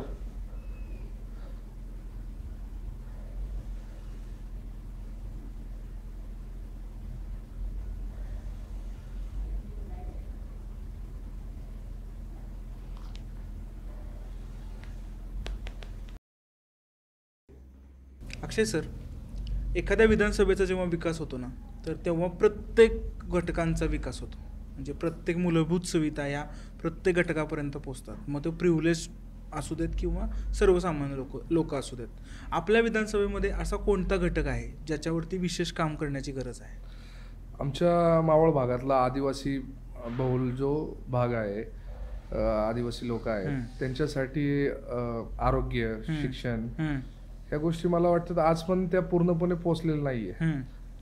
मध्ये एका गावातनं काही बॉडी आली माझ्याकडे ग्रामपंचायतची, की तिथं कॅम्प्युटरची व्यवस्था नाहीये. त्यांनी मागणी केली माझ्याकडं, मी पण त्या मागणीवरती विचार करतोय आणि मी त्यांना वेळेतच ते पोच करेल मी त्यांना. बरोबर. म्हणजे सांगायचा भाग असा आहे की त्यांना ज्या सोयी सुविधा आहे आज कॅम्प्युटर असेल किंवा शैक्षणिक काही ज्या काही गोष्टी असतील, आरोग्यविषयक गोष्टी असेल, त्या त्यांच्यापर्यंत पोचल्या नाही आहेत किंवा त्यांच्यासाठी वैशिष्ट्य असं काम झालं नाही असं मला वाटतं. बरोबर. तर हे प्रशासनाने पण याच्यात लक्ष घालावं आणि मी पण माझ्याकडनं होईल त्या पद्धतीने मी लक्ष घालेल त्याच्यात. बरोबर. काय सांगू देवा ज्ञानी याची ख्याती, रेड्यामुखी वेद वदविले. आपल्यासारख्या सगळ्या ज्यांना मूढांना सगळं ज्ञान देणारे ज्ञानेश्वर माऊली यांचं मेन सगळं आळंदी हे आपल्या विधानसभेमध्ये आहे. आणि विशेष सर्वांचं प्रेम असणारे या ठिकाणी अनेक प्रॉब्लेम्स आहेत जे ऐकिवात आहेत, आम्हीही फेस करतो. तर तिथे तुमचं विशेष लक्ष असणं गरजेचं आहे. त्याबद्दल तुम्हाला काय बोलायचं? नक्कीच आळंदी हे तीर्थक्षेत्र असल्या कारणाने तिथला जो विकास आराखडा पाहिला गेला तर जेवढ्या प्रमाणात तिथं विकास व्हायला पाहिजे, तिथं समजा जी गिचमीट झालेली आहे, तिथं आळंदीत सुद्धा बायपासची गरज आहे नाही का. तर ह्या सगळ्या सुविधा झाल्या पाहिजे. आळंदीला त्या गोष्टीची आज गरज आहे, कारण आळंदीला खेटून पिंपरी चिंचवड म्हणजे 1 किलोमीटरवरती इतका स्पेस आहे आणि जे मेन तीर्थक्षेत्र आहे ज्याला म्हणजे जगात माऊलींची ओळख आहे, तिथं बरेच प्रश्न प्रलंबित आहे, तर ते सोडवण्यात आपण तत्पर राहू. अक्षय सर बोला. उद्या तुम्ही आमदार होणारच आहे, आम्हाला सगळ्यांना खात्री आहे. बरं. आमदार झाल्यावरती असा कोणता मुद्दा आहे? नाही होणारच आहे, त्या बाबतीत काही हेच नाहीये. तुमची एकंदरीत सगळी शुभेच्छा स्वीकारल्या पण बोला. जबाबदारी मोठी आहे. अशा वेळी पहिला मुद्दा कोणता असेल ज्याच्यावर जबाबदारी घेत झाले ही पण जबाबदारी मोठी असली तरी पेलो. येस. बोला. असा कोणता मुद्दा आहे ज्यावरती सगळ्यात प्रत्येकाच्या डोक्यात असतं बाबा मी हे काम करणार म्हणजे करणारच, तर असा कोणता मुद्दा आहे ज्याच्यावरती तुम्ही सगळ्यात पहिलं काम चालू करून टाकणार? मला भेडसावलेला प्रश्न म्हणजे ना, तालुक्याच्या ठिकाणच्या प्रशासकीय जे सगळे तहसील कार्यालय असेल, आमचे प्रांत ऑफिस असेल, हे सगळं असं जुनाट बघायला वाटतं. ते आपल्याला आवडत नाही तर तालुक्यातल्या जनतेला काय आवडणार? तिथे त्या तहसीलकाराच्या बाहेर बघितलं गटारी तुंबलेल्या, ते लोक म्हणजे ना बसायची व्यवस्था ना काय, हे फार पूर्वीच व्हायला पाहिजे होते हे इमारती. उलट आमच्या खेड हायवेला शासकीय जागा आहेत, तिथं या आणल्या पाहिजे की तालुक्यातल्या प्रत्येक माणसाला तिथं जाऊन बाबा हे करता येईल. तर आमदार झाल्या पहिले ते प्रशासकीय इमारतीचं जे इन्फ्रास्ट्रक्चर उत्तम दर्जाचं म्हणजे अख्ख्या महाराष्ट्रात शोभला असे तहसील कार्यालय प्रांत ऑफिस बनवणार मी तिथे, कारण तिथनं सगळ्या तालुक्याची सूत्र आलते. महत्वाचं प्रांत ऑफिस आणि तहसीलदार कार्यालय इथं मेन प्रशासकीय कामं असतात. आणि ती जर सुशोभित केली, चांगलं इन्फ्रास्ट्रक्चर असेल, म्हणजे अधिकारी सुद्धा त्या अधिकाऱ्याला यायला मजा वाटली पाहिजे त्या जुन्याट याच्यात नाही का. त्याला विचारायला बसायला नाही, त्याला चांगलं बसायला काय म्हटलं तर रोज तिथंच येऊन बसेल ना. खरंय कामं होतील लोकांची. तो प्रशासकीय इमारतींचा विषय म्हणजे ते कुठल्याही प्रशासकीय इमारत असो ती पहिली बांधायला घेणार मी, पहिलं भूमिपूजन करणार, तुम्हाला पण बोलावणार 100%. तुमचा एक डायलॉग लय फेमस आहे आणि तो तुम्ही बोललात ना की अख्खं चाकण आणि अख्खी विधानसभा हलते, तर तेवढा डायलॉग आम्हाला ऐकायचा आहे. हा, तो डायलॉग हॉलिवूडच्या हिरोचा आहे, जॅक स्पॅरोचा. समुद्र लुटेर. समुद्र लुटेर पिक्चर मधला आहे. तर तो डायलॉग असा आहे की अमृत इम्तिहान लेती है गिफ्ट, जिंदगी जीने का मजा तभी है जब मौत बिन बुलाया है, क्योंकि आखिर मृत्युंजय अमृत की खोज करने वाला मैं ही तो हूँ, क्या पता मैं कयामत तक जी भी सकता हूँ, कल क्या होगा पता नहीं गिफ्ट, मैं हमेशा समुद्र लुटेरा ही रहूंगा. तुम्ही आहे ना फार हुशार आहे. तुम्ही प्रत्येक गोष्टीचं मला इतकं सुंदर उत्तर देत आहे की मला तुम्हाला आता वेळच द्यायचं नाही. आपण एक गेम खेळतोय रॅपिड फायर. मी तुम्हाला 5 प्रश्न विचारणार आहे, तुम्हाला 5 पटकन फक्त जे पण डोक्यात येईल ते पटपट सांगायचं. नाही अगदी काय सोपे प्रश्न आहेत आणि त्यातून काय होतं बेसिक गोष्टीतनं पर्सनॅलिटी कळते. तुम्हाला खायला काय आवडतं? जे सगळ्यांना आवडतो वडापाव. त्याच्यानंतर तुमची आवडीची गाडी कोणती आहे? माझ्या आवडीची गाडी फॉर्च्युनर आहे. एका मित्राचं नावचं तुमचं सगळ्यात फेवरेट मित्र आहे? गणेश. अच्छा सर, आता एक गाणं सांगायचं जे तुम्हाला फार आवडतं आणि 15 सेकंदात ते गाऊन पण दाखवायचं आहे आम्हाला. एक गाणं जे तुम्हाला आवडतं आणि 15 सेकंदात त्याचं फक्त पहिलं कडवं पाहिजे आम्हाला. लग जा गले. लग जा गले के फिर ये हसी रात हो न हो, शायद फिर इस जन्म में मुलाकात हो न हो. पण आपल्या बाबतीत होणार नाहीये. तुम्ही आमदार झाले की पहिली मुलाखत परत आपणच घेणार आहोत. आणि इथंच. आणि शेवटचा प्रश्न, तुम्हाला आवडणारा रंग कोणता आहे? वाईट. अरे शांततेचं आहे ना. हो, येस. सर्वांना घेऊन सर्व मताने पुढे जाणारं व्यक्तिमत्व. Yes sir. तर आपण आता आपल्या ह्या पॉडकास्टच्या शेवटापर्यंत आलेलो आहोत. तुम्हाला पाहणाऱ्यांना काही सांगायचं आहे का? नक्कीच तुम्हाला पॉडकास्ट पाहिल्यानंतर आवडला असेल. एकच सांगेल की ह्याच्यातनं जेवढं तुम्हाला पॉझिटिव्ह एनर्जी घेता येईल ती घ्या आणि तुमच्या यशाचं शिखर गाठा तुम्ही सर्वांनी. धन्यवाद. बरं चला. येस. आपला अक्षय